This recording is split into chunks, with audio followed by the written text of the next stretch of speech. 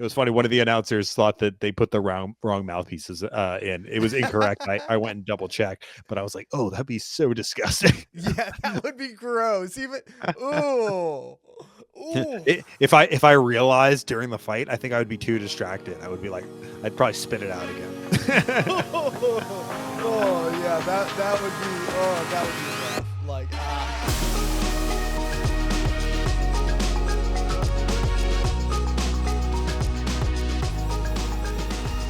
All right, everyone, welcome to the OneLife UFC podcast. Today's our first virtual podcast, so we're going to do the best that we can with this. It'll be interesting. It's a fun experiment for us.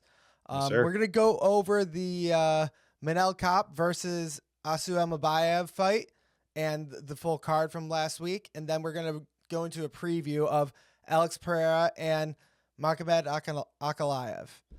Nice job. I'm Josh, by the way. This is Adam, and That's So what did you think of the fight last night? Yeah, I mean, it was another really exciting fight night. Like there were some great fights. We had some really fun and entertaining fights, and in general, I think not the most exciting fight of the night was definitely not the last fight, but we've got a lot to cover. How much did you enjoy the fights last night? What do you think? Like I said before, man, don't sleep on the matchmakers. Okay. Yeah. On paper, this looked like it was going to be a shitty fight. And I told you, I don't look too much into that anymore, because I'd say 8 to 9 times out of 10, whenever there's a fight card up, it's a banger. Okay. Yeah. And this one didn't disappoint either. So I was very happy. 100%. And like, I don't know, throughout the night, there was only really one fight that I didn't find too much enjoyment with, in that it wasn't super entertaining because it was Which very fight was that? one-sided. It was the Barlow Patterson fight. It just seemed very one-sided. Like, what it seemed to me is this Barlow they kept talking about Barlow like he is the bee's knees. He's got everything going for him. He's gonna kick ass. But you know what just happened? Patterson just came into that octagon and was like, nope, and just knocked his lights out, you know? Yeah. He's still a pretty young fighter, so I think that there's still more to come from him. He was 9-0 before that knockout. Really? Yes. So very, very athletic guy, still young to the sport. Hopefully we can see him turn around. And I think that we'll still see more from him. Yeah. Not the last time we'll see him in the octagon. Right. Should we go ahead and start out with the standout fights of the night? Oh, for sure. Okay, sounds awesome. Like a plan to me. Yeah, so like you said, started off the card in fantastic fashion. Sam Patterson knocking out and taking away the undefeated record of Danny Barlow. After that, we go into Emil versus Gomez. Yeah. Fight of the night contender there, okay? Emil squeaked out a split decision. I'll be honest, I don't have too much to say on this fight because for some reason, all the streaming services were not allowing me to play the replay of that single fight. So I have lots of information on all the other fights. Anything to say about that fight from you? Yeah, I mean, it just seemed like, let's see what I have in my notes here. It seemed like Gomez had a really strong first round, but he kind of fell off later in the fight. Emil seemed to like really be a patient fighter and just wait out the fight and let Gomez get tired in the first round. It seems like Gomez really put everything into that first round, trying to get the knockout, trying to get the finish. Yeah. And then Emil kind of came back, fought smart, and just fought like a vet, you know? Yeah, very close fight. I believe it was a split decision win for Emil, but I don't know. Gomez seemed upset by the decision. I thought that it went correctly. I think that Emil won the fight. I don't think that there's, maybe when he goes back and watches that fight, he'll see what he can do better. But I think that it was the correct decision. How about you? Yeah, I think so as well. I think it was a split decision, but I think, I think Gomez definitely ran out of gas towards the end of the third round, and he definitely lost the third round. The one in dispute is the second, right? And it just seemed like Emil really connected more with his punches in the second. and I feel like the damage that he did in that round was more significant. Yeah, I'll have to take a look at the judges' scorecards and see if that is exactly the case. You don't think that there was a chance that the third round was a 10-8 for Emil at any No, I point, don't do think you? so. It wasn't that extreme.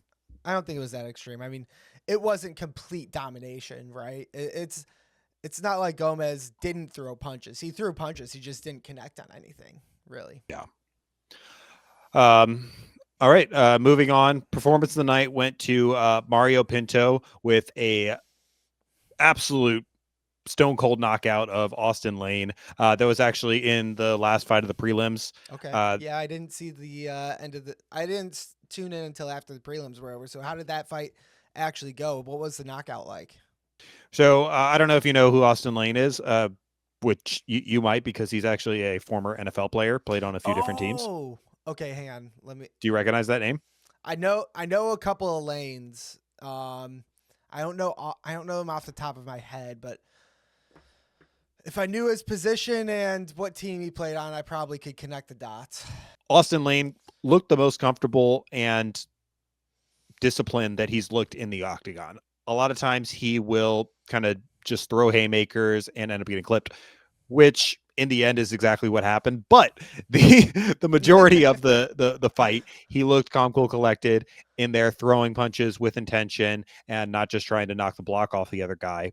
But Mario Pinto brought himself up to a 10-0 record and stayed composed, picked his shots carefully, and absolutely slept Austin Lane. So after the podcast, make sure you go and check out that that knockout because it was pretty impressive. Yeah, I'll take a quick look at it. That sounds like the kind of fight that I like to watch.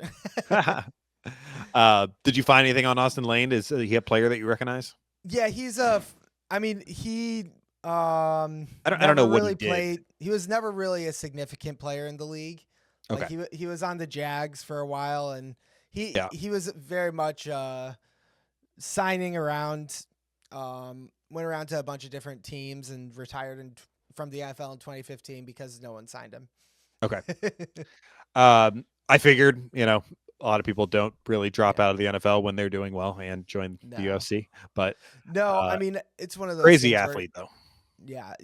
There's a ton of insane athletes in the NFL that just don't cut it because of one reason or another. Like maybe their technique as an NFL player isn't right. Maybe they have a hard time figuring out NFL playbooks.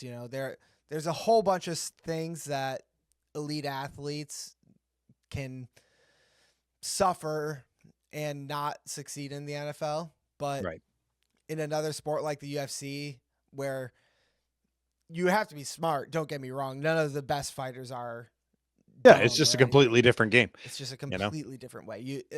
Your natural body control is much more important than I don't know. It's very important as well. Yeah. Now I'd be interested to see if there's actually any NFL players that have well, actually I could name one. But besides Brock Lesnar, I wonder if there's any other NFL players gone UFC that had successful careers. Because the only person I can think of besides Austin Lane and Brock Lesnar is Greg Hardy, and middling career. Had a little bit of success, but nothing too crazy. I wonder if there's anybody that's done really well. But I mean, the best example is going to be John Jones and Chandler Jones, right? Like Chandler Jones is John Jones' brother, and like obviously it's not the same person, but probably at least similar physiques.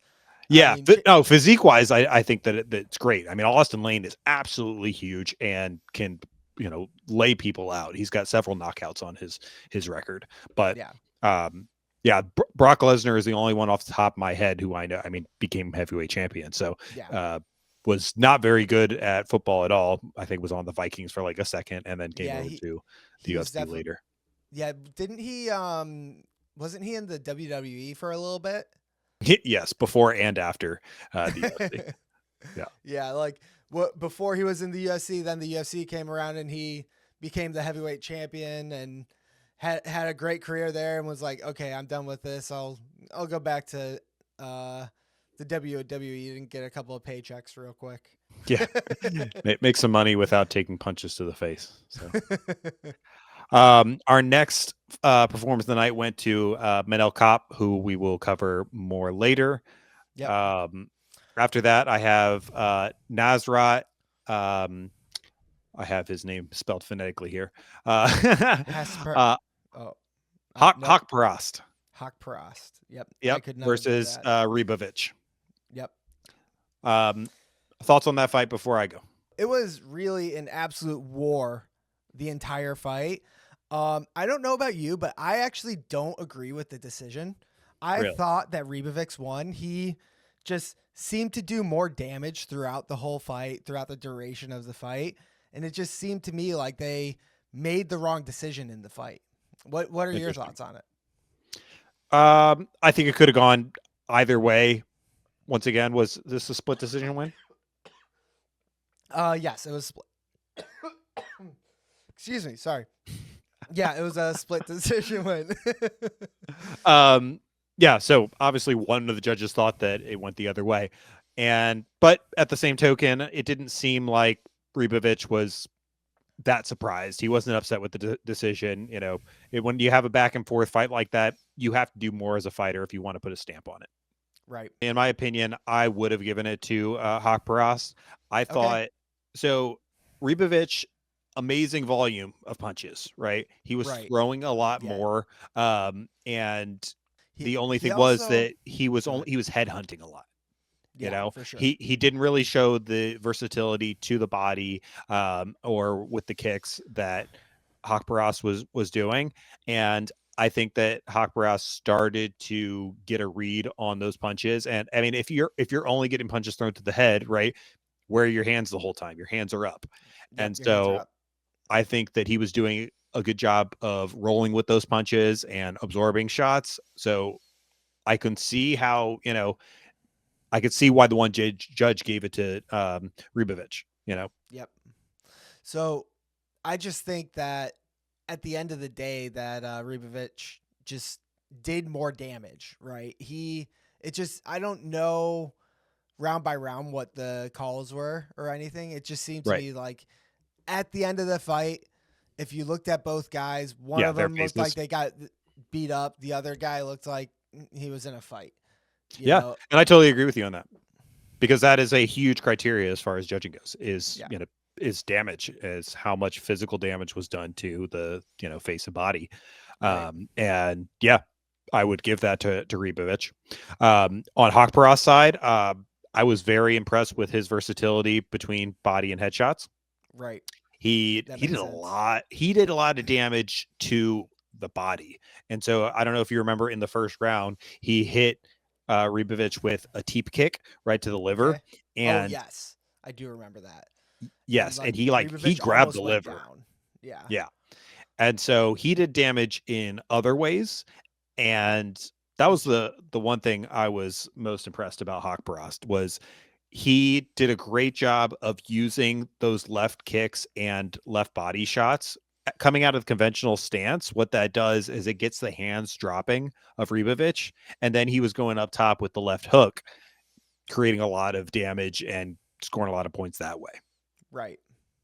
Yeah, that makes sense. I mean, I can see the argument for sure. I keep coming back to like, maybe this is just me being an amateur fight fan, but like it felt like Ribovic just had the fight. He just felt like he won. Don't discount that. Like I said, one of the judges, person whose job is to judge these fights, thought that Ribovic won the fight. And so, you have a great argument as far as the damage goes, and that is huge criteria, I guess. And I guess what maybe the deciding factor was, is like, when was that damage created and how much did it progress from there?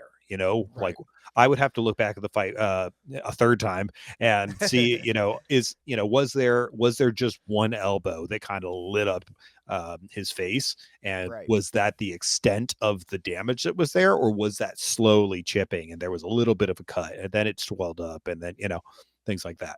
Yeah, that makes sense. Yeah. Yeah, interesting that we have different opinions on this one. Yeah. Definitely saw it a little different. Yeah. I mean, when you get a split decision, I mean, not that there's not bad decisions that happen with unanimous ones, but split decisions, there's always going to be a little bit of talk on either end. So, Right, for sure. For sure. But either way, it was a great fight. It was the best fight of the night, by far, right? Like yeah. that was just, it was Hence the bonus. war. No, the only thing when I they would get say. the bonus. Oh, Go ahead. sorry.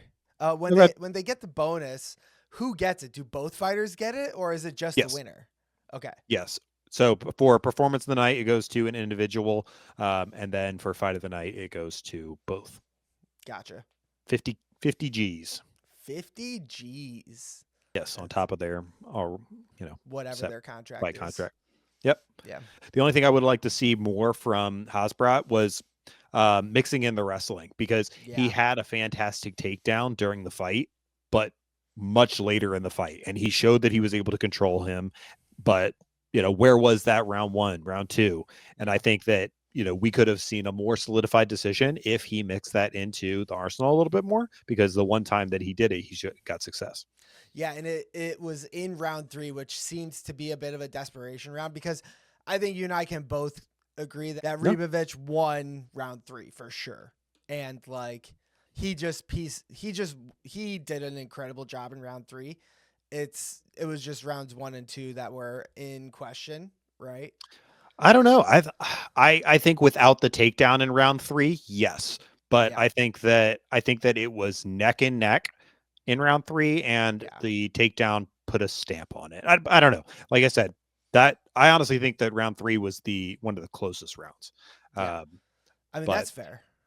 I'd have to look at the judges' scorecards and kind of replay the fight, like I said, a third time, because it was such a chess match that it takes that many looks to see who won. Okay, that makes sense. Haqparast was putting out amazing damage to the body and things like that, but at the same time, Ribovic did a great job with body movement throughout the fight. So when those shots were coming into the body, when they're coming into the head, he's rolling with the punches really well. And that's why I think he honestly didn't get taken out earlier in the fight, because those were aggressive shots, but he was rolling with them, allowing it to kind of do a little bit less impact. Yeah. I mean, either way, one thing that really impressed me with Ribovic was that he had the gas to complete the fight, right? Because he came out so hard and so fast. And like he definitely wanted to finish that in the first round, but obviously they both had chins in this fight, right? Both of them had pretty big, incredible chins, and like just the fact that both of them were still going balls to the wall in round 3 was insane.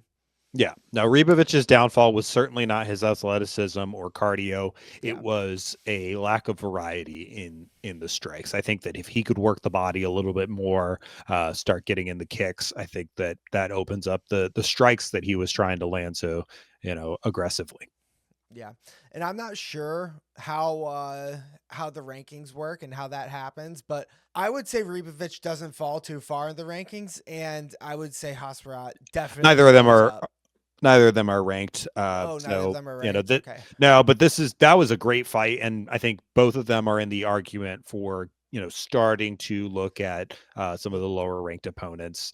Obviously, the loser of the fight might have another fight before he gets a chance to have that argument. Right. But with it being so close, I think both of them are close to starting to challenge the bottom part of the rankings. Makes sense. So what did you think of Cody Brundage versus Julian Marquez? Because I talked a lot of crap on this fight, right? I said this looked like two guys on paper. It looked like two guys that were, fighting for their job. It feels like two men fighting for their job to me. Really? Yeah. So we have Cody Brundage versus Julian Marquez. Yeah.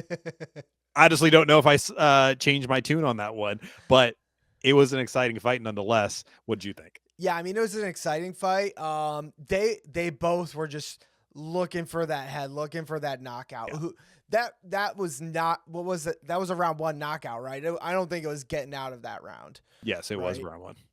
Yeah. So, and like, here's one question. What did you think of the referee stopping it to put the mouth guards back in? Is it mouth guard gate? Yeah, I know. Mouth guard gate. I mean, I understand it, but at the same time, it is the fighter's responsibility to keep their mouthpiece in their mouth. If one of the fighters had their mouthpiece out, I would like to believe that he wouldn't have stopped it, because you don't want to take away an advantage of someone. I think that the same should be applied for both fighters. Okay. Right. Both their mouthpieces are out. They're engaging in combat actively. I don't think you stop the action until there is a separation, when there's a clear stopping point, and then you stop. You say, okay, both of you guys grab your mouthpieces, resume the fight.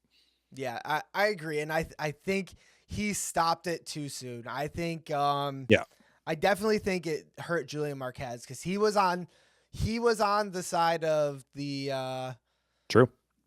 He was in the advantageous position. So like, I do think it impacted the fight, and I do think that the ref should have waited. That being said, like, imagine you get an uppercut without that mouth guard in and you break like 6 teeth, right? Yeah. No, like I said, I understand why he did it, and he probably mostly did it because it was both individuals. But if you're not going to break the action for one guy getting their mouthpiece out, like, I don't know, don't break the action if it's both. I'd say, same rules apply. But their dentist is probably very happy that he stepped in and stopped the fight to let them put the mouthpiece. It was funny. One of the announcers thought that they put the wrong mouthpieces in. It was incorrect. I went and double checked, but I was like, oh, that'd be so disgusting. Yeah, that would be gross. Even ooh. If I realized during the fight, I think I would be too distracted. I would be like, I'd probably spit it out again. Oh yeah, that would be rough. Like there are like I think that's worse than like getting all the blood of the other guy on you, right? Like yeah, it's a little bit too intimate. Having someone else's saliva in your mouth. Yeah, but like I said, went out there, they banged, exciting, but still sloppy in my opinion. Okay. I think that I'd be surprised if Marquez has another fight in the UFC. And I think Brundage did nothing more than maybe get him one more fight that he needs to prove himself once again. So I think that we still need to see a tighter performance out of both of them if they do have another fight in the UFC. But at the same time, it's still exciting. A slugfest is always exciting. Okay. Yeah. But if you like defense and technical fights, probably not the fight for you. There was definitely very little defense. It was all just who can put the other guy out first. And like, it looked like Brundage got his ass knocked out before he, that was close. Got back up. Like that, it was very close. Like, yeah, he probably they are both definitely concussed after that fight. Yeah, and both on the chopping block still. Yeah, for sure. All right, moving on to Manel Kape versus Asu Almabayev. What did you think about the fight? For one, I think that we were completely wrong. Yes, let's go ahead and take a look. Almabayev, yes, sir. Yeah. You agree? I agree 100%. We both thought that Asu was going to show up and get the upset. I don't know. He had no answers for the striking of Manel Kape, and with a blind game plan to wrestle without the striking to at least get some respect isn't going to work with someone like Manel Kape. Someone that is well-rounded and is going to show up with great takedown defense. You can't just go out there and only wrestle. You have to be able to get your respect on the feet, and Asu could not do that. Yeah. I mean, it was just sheer domination by Kape, right? I knew I had watched some of his highlights before, and I before the fight, and I was like, man, this guy's just an absolute dog. But like, he doesn't seem to wrestle. That's where I thought Asu could get him, but it just didn't happen. Asu just could not get a shot in, could not get a takedown in. And to Kape's credit, he Asu shot a couple of times and he sprawled the shit out of him. He sprawled Oh him so yeah. hard he bounced his head off the fucking ground. Like, Yeah, no, Asu had, the effort there, but there was just a too big of a skill difference on the feet. Yep. Like I said, the fight always starts on the feet, right? Yep. And so if you can't handle and get some sort of respect, or at least create a distraction with your striking so that you can get that level change, it's never going to get to the ground where, if that's your spot of advantage, you're never going to be able to get it there unless you can do something when the fight starts on the feet.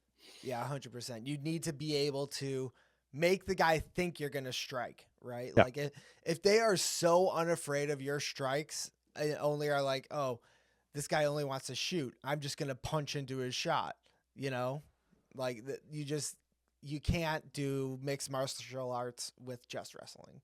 Yeah. Like, and to in my defense, okay, once again, these stupid apps, I have a problem with them because I could not get Manel Kape's last fight against Bruno Silva to load on Fight Pass or ESPN Plus because I did not get to see that fight last time. And so I tried to watch the replay, could not. Once I finally could, we had already posted our prediction, and I saw that Manel Kape looked like a completely different fighter. He pieced up Bruno Silva. His reflexes looked lightning fast, and so I saw a completely different Manel Kape in that fight, and I may have swayed my choice over to him, but hindsight is 2020. Yeah, and this is just a minor thing. You and I both lean heavily towards wrestlers, right? Like, yes, obviously, incredible strikers are fun to watch, but you and I both love a good wrestling match. We were both high school wrestlers. Like, you love jujitsu. Anyone who is really good at jujitsu or wrestling, where our bias is going to lean towards them. Well, and not just that, we haven't seen a ground game out of Manel Kape, right? Yeah. He does a good job of keeping on the feet. We thought that Almabayev was going to be that guy that was able to make it a wrestling match, and that just wasn't the case. We didn't even get who knows if he could successfully get the takedowns, would the story have been different? Yeah, I mean, we don't know because he never got that far. Different if he got a takedown. Yeah, for sure. And so maybe someone down the road will be able to have strong enough wrestling with the combination of respectful striking to challenge Kape in that way. But I don't know. Yep. What do you think as far as Manel Kape demanding a shot for the title next? Do you think that he's done enough with his outstanding performance against Bruno Silva and then domination against Almabayev? I'm he's not sure. Ranked number 6. Ranked 6. Yeah. I mean, who's ahead of him that would have the argument? Because I feel like at 6, you're still a ways off. You need to earn your spot at 1 or 2 to get that shot at the title. Take a look. Brandon Royval. So here's the other thing to remember is he was supposed to fight Brandon Royval. Okay. Brandon Royval dropped out of the fight due to injury. And so that was the number 1 contender. Okay. Manel Kape's argument is, hey, it's not my fault that I was supposed to have this fight to determine who is the number 1 contender in the division to fight for the title next. He dropped out of the fight. You guys gave me a replacement, another top 10 ranked fighter, and I destroyed him. So yeah, but who else is in the way, right? Like, obviously, if he fights the number 1 contender and wins, then he gets that spot, right? But what about I get that. I don't think Ravel deserves a title shot after dropping out of a fight. That's clear. But like, there's still 2nd, 3rd, 4th, and 5th that were ahead of him before this fight. Yeah. So I think the next one that would be an argument would be Brandon Moreno versus Alexandra. I don't know how to pronounce his name. Pantoja. Pantoja's the rematch. Okay. So I think it would be actually their 3rd time fighting because they fought in another organization and then fought again in the UFC. Same result both times. Pantoja getting the W. So that is the other one that's up on the table, is whether they will rematch again. I mean, I don't know. I think that Manel Kape deserves it. Okay, I don't think it's all about the ranking. It's also about what you do when you go out there. And he's beaten 2 top 15 ranked opponents and put him through a clinic. So I think that as far as performance-wise goes, yes, I think that he deserves the title shot. Maybe not the next one. Maybe he has a 6-month training period for not this title fight, but the following one. yeah. But I think that had he fought the number 1 contender, we wouldn't have any question about it. So yeah, that's for sure. It's unfortunate, injuries happen, and yeah, and I do think that even injured, if you drop out of a fight for injury, that's obviously it's unfortunate, but it is your own fault. You're the one who got yourself injured, and yeah, you're gonna miss opportunities. Will miss an opportunity. You should drop down in rankings. You did not defend your spot, right? Like, you're not going to. It's the same with like a title, right? Eventually, you lose your spot if you aren't able to defend it, right? Yeah, I don't think that. So I don't think Manel Kape will necessarily. He might not change in ranking because he fought someone who is ranked less than him. And if he does, it's not going to be much of a change in rank, maybe a spot. So Brandon Royval will likely still stay the number 1 contender for right now, unless, too much time goes by. But that it might determine whether he gets the next title shot or not. So. Let's move on to next week. UFC 313. Yeah, today I just kind of want to talk about the co-main event and the main event. Your thoughts on our co-main event, Justin Gaethje versus Rafael Fiziev, number 2. Yeah, I mean, from what I've seen, I've seen Justin Gaethje in a bunch of fights, and he just is always a fun guy to watch, right? He always brings it. He's never not like the most exciting fighter in the octagon, even in his couple of losses. He just is always bringing it, Yes, vastly understated. He has 13 fights in the UFC. He has 13 performance of the night bonuses in general, whether it's fight of the night or performance of the night. Every single fight that he has had in the UFC has been an absolute banger. So this is going to be no different. He always does bring it. When Exactly. I was saying that, I was very much understanding it. I did not know that him always bringing it was such a crucial part of his career. Yes. Yeah, man. He is a star child of the UFC. You cannot ask for a fighter that is going to bring more viewers than Justin Gaethje. Every single time he's out there, it's a slugfest. Does he throw defense to the win sometimes? Yes, but you are always going to be glued to your TV when Justin, the highlight Gaethje, is on the screen. But across the octagon from him is Rafael Fiziev, who did you see his first fight against Justin Gaethje? I did not. I did not see that. What happened in that fight? Banger of a fight, obviously. That's what Justin Gaethje does. Yeah, and Fiziev, honestly, the biggest thing that I saw was that he started to fade as the fight went on, and he just could not keep up with the volume of Justin Gaethje. Was it a 5 or a 3-round fight? 3-round fight. And as far as I know, this should be another 3-round fight. I know that there's exceptions where co-main events, even if they're not title fights, they'll do 5 rounds. But as far as I know, this is going to be a 3-rounder. But Fiziev, very, very big lightweight. Okay. When you get those guys that are thick skin, lean, and just, huge for the weight class, it's a lot of oxygen required to fuel those muscles. And so a lot of time you see those guys. So hard. Yeah, exactly. Yeah. Cannot look over that as well. The cut is harder, and the oxygen that it takes to fuel that muscle mass as the fight goes on, that explosive, fast twitch, powerful, aura about them starts to fade often. Right. That makes sense. I mean, and I don't think we can underestimate the cut, right? That, like, even if it's the next day, right? It's following day weigh-ins, right? So Yep. So like even then, like when you're cutting 30, 40 pounds, right? It affects you so much, right?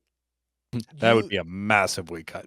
Yeah. But 30 might be pretty accurate, honestly. Yeah, like I'd say more 20 to 30 okay. pound cut would be. I was probably thinking more of the upper weights. I bet like the light heavyweight guys are cutting over 30 pounds, right? Like yeah, for sure. The bigger you get in the weight classes, the more aggressive the cut can be. Yeah. I mean, Francis Ngannou, I've heard cuts from like 300 down to 265. So that 40-pound range is not unheard of. Yeah. But yeah, I think that we're up for another exciting fight.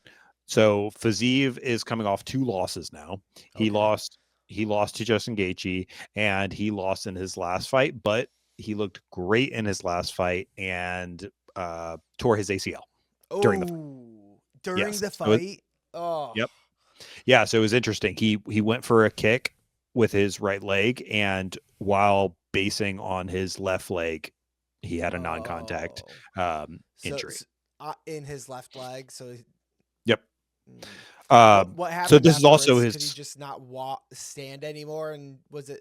They stopped it straight away. Yeah, he kind of dropped to the ground, and referee jumped in because he was unable to continue. But this is his first fight back since the ACL tear. Gotcha. On short week notice. Short notice. Yeah.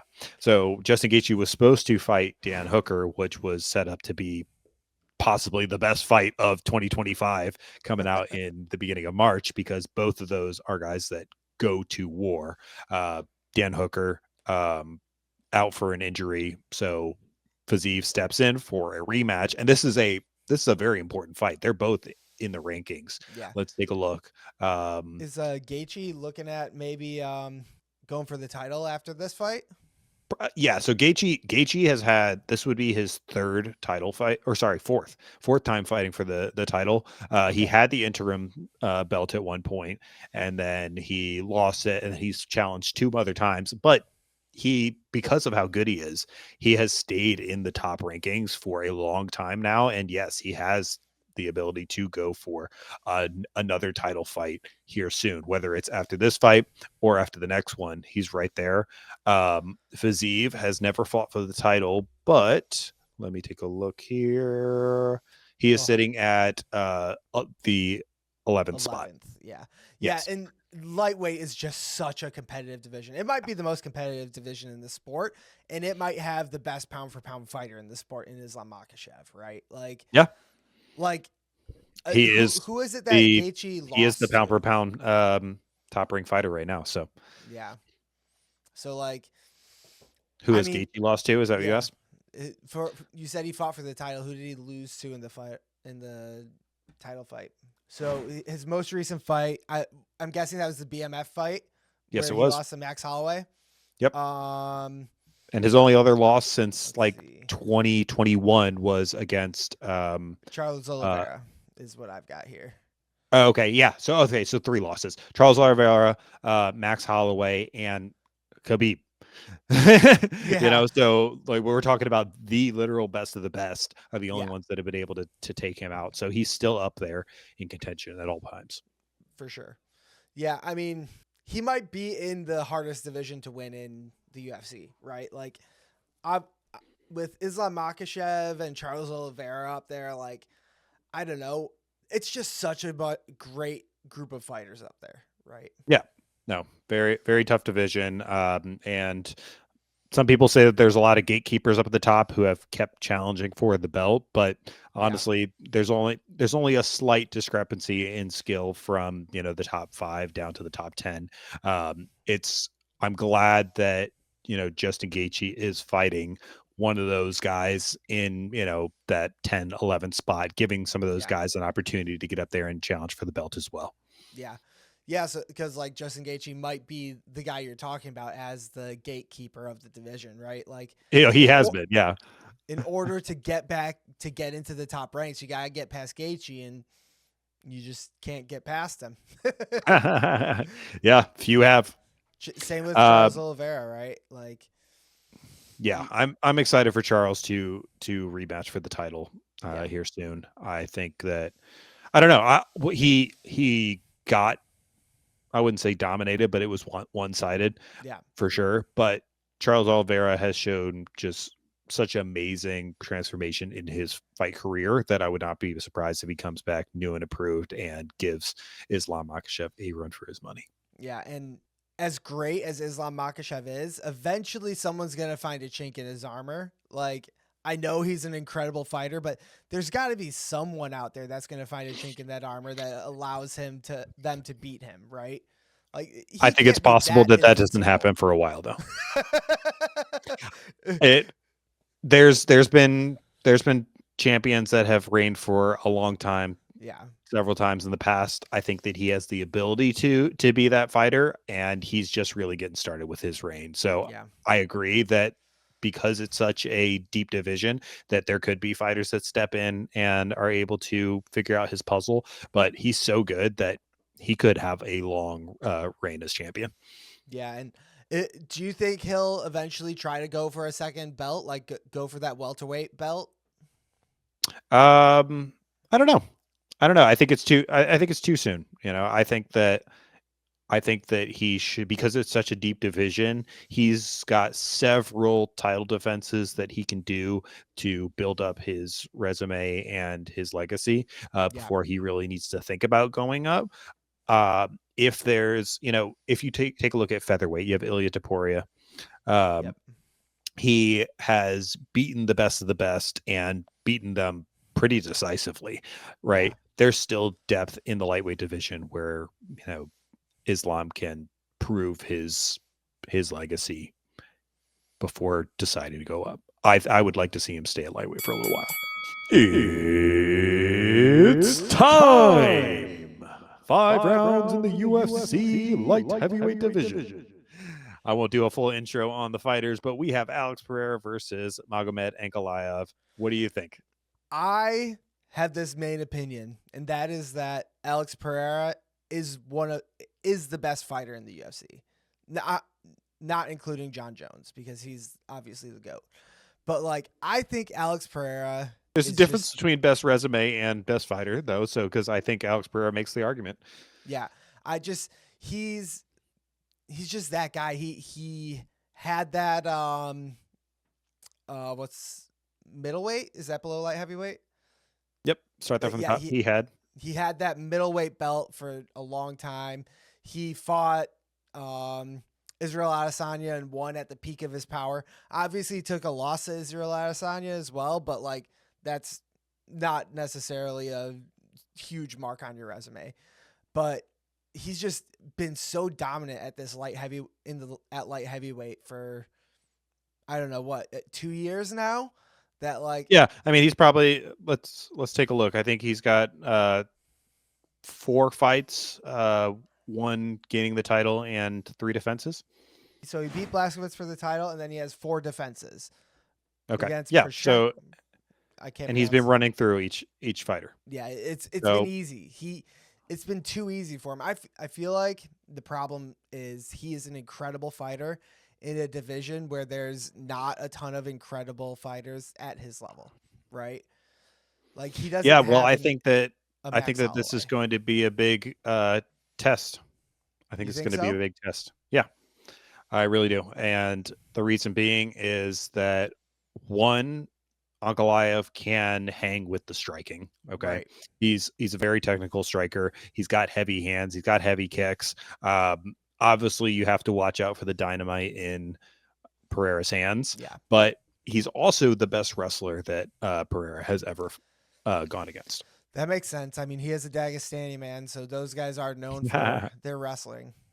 Yeah, so he's a little bit different of a wrestler than you usually see with a lot of the Dagestani fighters. Okay. So he likes staying on the feet, or at least it seems like that in his fights. He stays on the feet pretty often, and he doesn't really shoot that often. It's more going from the clinch up against the cage, dropping down to a takedown. Okay. Not to say he can't shoot out in the open, because he has, and he's done it very successfully. So I think that he should and must mix in the wrestling against Alex Pereira, because we have not seen Alex Pereira really put down on the canvas for very long. I think Israel Adesanya got him down very briefly, but Izzy is not a grappler, right? So I think that Magomed has the ability to get this to the canvas and be very dominant. Yeah. I mean, that's really interesting. I think the scariest part about Alex Pereira is his kicks, right? And that left hook, man. Obviously puts people's lights out, but like, yeah. I feel like he just peppers people with kicks, takes their A game away from them by hitting that lead leg, making it so that they can't, really put power into their strikes. And then once they get weak, he just takes them out with his hands, Yeah, I think his shin bone is just made of lead, because I've seen videos of him trying to teach other fighters that lead leg kick, and it doesn't. When they try to replicate it, it just does not look the same, and it doesn't even look like Pereira's even throwing anything behind it. But you can just like see the wincing in the person receiving the kick, even though it looks like he's just lightly tapping it. But he doesn't telegraph his kicks at all. He's fantastic kickboxer, world champion, and I mean, that's everybody that goes against him. What do you need to do? You need to keep your defense up. You need to not let him get any unanswered punches, and you need to put him in an uncomfortable position, which we have the ability to see with the wrestling. Yeah, it'll be a super interesting fight. Okay, who do you think is going to win this fight? I don't have my card with me, so I don't have the show of who we can think. Who do you? Let me think about this for a split second. Let's see.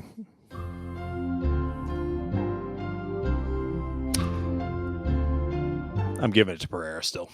I really am. He's given no reason to doubt him yet. I made the mistake last week going with Asu, thinking that the wrestling was going to be able to smother him, but this guy, he has world championship mentality, right? Yeah. He's going to go into this fight as prepared as he can possibly be for the takedown defense.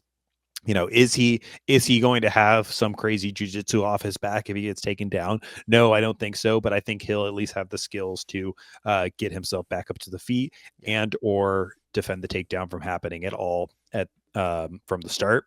And his striking is just next level.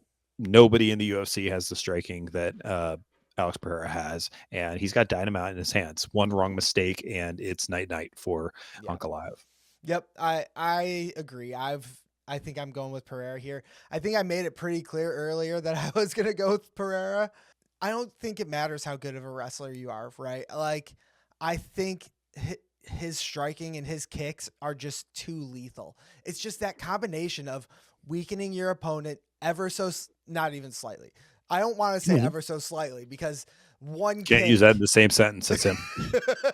Exactly. All it takes is one kick, and then like your calf starts locking up. Your front leg just does not have that power anymore, and you need that to get a takedown, right? The perfect counter as a striker to wrestlers is kicks, right? Yeah, take away that mobility. Yep. So I think it's why you don't see Alex Pereira ever really get taken down. I think he weakens his opponent too quick and too early, and it makes it so that no matter what they try to do to take him down, it's just weaker, Yeah. I mean, I would not be putting money on this fight, because I think that although I'm going with Pereira, I think that this is a fantastic matchup of styles. Okay. Yeah. You have Magomed is going to go in there facing a striker like he's never seen before. Right. Okay. He's going to feel power like he's never felt before. But on the other side, Alex Pereira has basically come into he's had the perfect career start for a kickboxer because he's gone on there and he's fought kickboxers. Okay. And so that, the threat of knowing that you're going against a wrestler is going to be enough to create even a slight bit of apprehension in Pereira striking. That could be a different Pereira too. You don't know what someone's going to look like when they at least have to have it on their mind, and especially if Magomed does what he should do and is at least show that he's willing to grapple pretty early on in the fight. 100%. Yeah. So that makes a whole lot of sense, but I think we both agree that we think Pereira is going to win, but it'll be a super interesting fight for sure. I'm very excited for next week's fight. Dude, we're just getting treated in 2025. Yeah, we're getting crazy fight nights back to back, and now we have a fantastic pay-per-view coming up next weekend. I'm excited to see if we have a new champion in the light heavyweight division, or if Alex Pereira will maintain all the other fights on the card. On paper, going to be a banger. I'm excited to check back in with our fans next week so that we can recap UFC 313. Yeah, me too. I can't wait. This is going to be a great card. Going to be super exciting. Hope you guys all tune in for the fight, and we'll see you next week. All right. Make sure to like, subscribe, and share our videos if you like them, and we will see you next time. All right. Peace.